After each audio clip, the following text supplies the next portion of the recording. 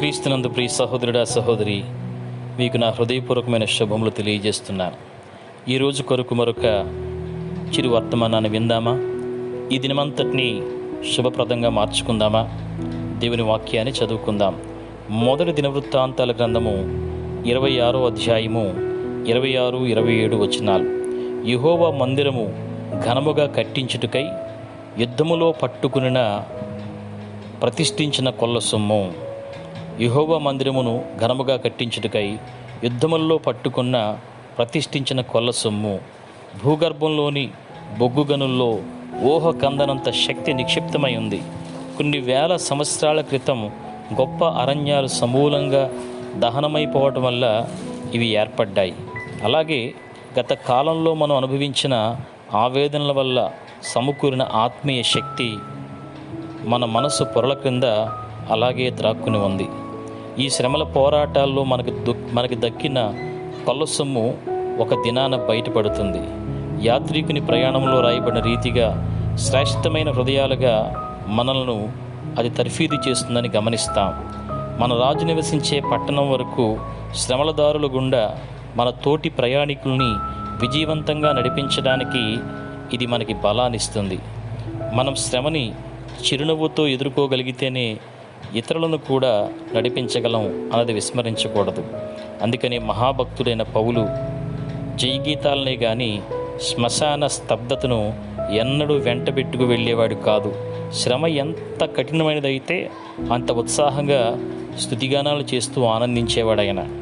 మృత్యువు కోరల్లో చిక్కుకొని కూడా ఆయనలో నమ్మకం ఎక్కడ చలించేది కాదు.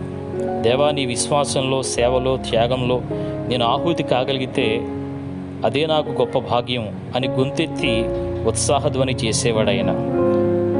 నాకు ఈ రోజున సంభవిస్తున్న వాటన్నిటిలో నుంచి మరింత బలాన్ని పొందేలా సహాయం చెయ్యి అంటాడాయన. ఈ మాటలు మీకు అర్థమవుతున్నాయా? జీవితంలో ఎలాంటి పరిస్థితులున్నా చిరునవ్వుని చెదరనివ్వకుండా ప్రభువునందు ఎల్లప్పుడూ ఆనందిస్తూ, ఎల్లప్పుడూ సంతోషిస్తూ తన సంఘానికి కూడా ఆనందించుడి, మరలా చెప్పుదును ఆనందించుడి అని తెలియచేస్తూ ఉన్నాడు. నువ్వెన్ని శ్రమలైతే పొందావో అంత గొప్ప అనుభవం నీలో ఉంది. దేవుని సేవకి కావలసింది కూడా అనుభవ జ్ఞానమే. నీ జీవితంలో అట్టి అనుభవ జ్ఞానం ఉంటే నువ్వు ఎంతోమందిని వారి శ్రమల్లో ఆదరించగలవు, వారి ఇరుకుల్లో ఆదరించగలవు, వారి యొక్క బాధల్లో వారిని పరామర్శించగలవు. నీవిచ్చే ఆదరణ, నీవిచ్చే ఓదార్పు, నువ్వు చేసే ప్రార్థన, నువ్వు పాడే పాట వారికి ఎంతో గొప్ప ఓదార్పుని కలగజేయగలుగుతుంది. అందుకనే దేవుడు నిన్ను ఆ పరిస్థితుల గుండా వెళ్ళనిస్తున్నాడు. నీలో నీకు తెలియనంత గొప్ప శక్తి నీ మనసులో నిక్షిప్తమై ఉంది. ఎందుకంటే ఇప్పటికే నీవు ఎన్నో శ్రమలను దాటి వచ్చావు కదా. నీవు దాటి వచ్చిన శ్రమల ద్వారా ఆ సంపద నీవు పోగు చేసుకున్నావు. నీలో ఆ సంపదనే అనేక మందికి నీవు అందివ్వగలగడానికి దేవుడు నీకు అట్టి కృపనిస్తున్నాడు. కొన్న మామిడి తోటకి దూరంగా ఉన్న పంజరంలో కోయిలను నేను పాడేను తీయన పాట హాయిగా దైవ సంకల్పానికి తలవాల్చేను. ఇదే ఆయన సంకల్పమైతే రెక్కలు కొట్టుకునుట ఎందుకు? గొంతు నుంచి జాలువారే గీతానికి ప్రతిధ్వనిస్తుంది పరలోక ద్వారమే. కాబట్టి నీ గొంతు నుంచి ఏమాత్రము కూడా దుఃఖస్వరము కాక సంతోషస్వరం వినబడేటట్లుగా ఇప్పుడు బయటకు వస్తానని రెక్కలు అనవసరంగా కొట్టుకుని నీ శక్తిని దుర్వినియోగం చేయకుండా దేవుని స్తుతించడానికి ఆ శక్తిని వినియోగించు. సంతోష గీతాలతో ప్రభువునందు ఆనందించు. నీ విశ్వాసానికి, నీ స్తుతిగానాలకి పరలోకమే ద్వారాలు తెరుస్తుంది. అట్టి దివ్య కృపలో నడిపించబడ్డానికి ఆత్మదేవుడు తన శక్తి మనందరికీ దయచేయునుగాక. ఆమేన్.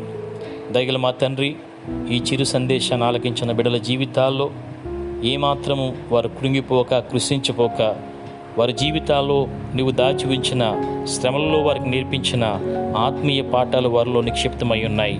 వారు నేర్చుకున్నటువంటి ఆ సంగతుల్ని ఇతరులకి నేర్పించగలిగేటట్లుగా వారు నాయన నేర్చుకున్న ప్రతి పాఠంలో ఇతరులకి గొప్ప దీవెన కలగజేయనట్లుగా వారిని మాదిరికరంగా, వారిని ఇతరులకు ఆదర్శవంతులుగా తీర్చిదిద్ది ఆత్మ నడిపింపుతో వారిని ముందుకు నడిపించమని, అభిషేకాన్ని ఎల్లప్పుడూ వారిపై నిలిపి ఉంచమని, సహాయం చేయమని యేసు నామమున ఈ మనవులు అడిగి వేడుకుని పొంది ఉన్నాం మా ప్రియ పరలోకపు తండ్రి. ఆమేన్. దేవుని కృపా సమాధానాలు మీకెల్లప్పుడూ సదా తోడి నడిపించునుగాక. ఆమేన్.